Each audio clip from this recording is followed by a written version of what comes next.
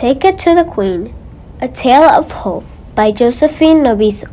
This looks interesting. In a land far away, there is a beautiful village where most of the people have many good things, such as fresh water, abundant crops, healthy horses, and stronger bridges and homes. The king eventually chooses a queen from among the people. He chooses a woman who is kind, good, and beautiful.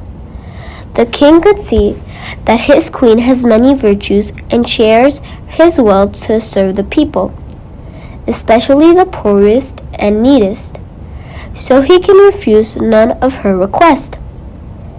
Things go well for a time, but eventually the people grow tired of doing the work to maintain the village, and they forget how many blessings they received from the king. They stop obeying him and respecting him.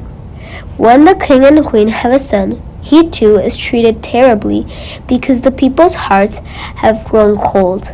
In fact, the people have such hard hearts that they killed the young prince, not wanting him to be the king's heir.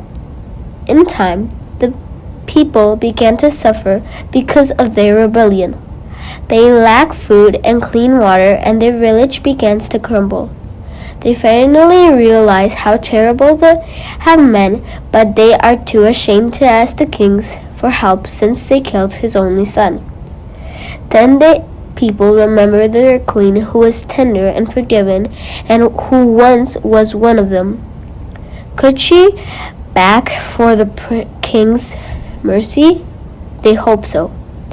So they went to the queen for help, wanting to make amends with the king. They gave her all they have left, which was only some bruised fruit, to present to the king as an offering of their sorrow for having hurt him so terribly. The king takes their small offering, cuts it up, removing the rock, bruises, and other imperfections, and gives it to the queen. Even though the gift was very small, the king cherished it because it came from his beloved queen. This small offering was enough to restore the relationship between the king and the villagers.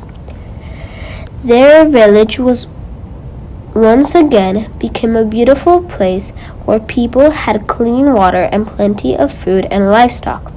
The townsfolk knew that they owed the queen much for helping to rescue them from their misery and restore their relationship with the king. God must have chosen Mary as the human to whom the child Jesus was to be born, because she was very kind and gentle, just like the queen in the story. Then the apples must represent the humble offerings that we make in our prayers and our sacrifices to God. She presents them to Jesus and makes them much better than they would have been if we did not ask her for help.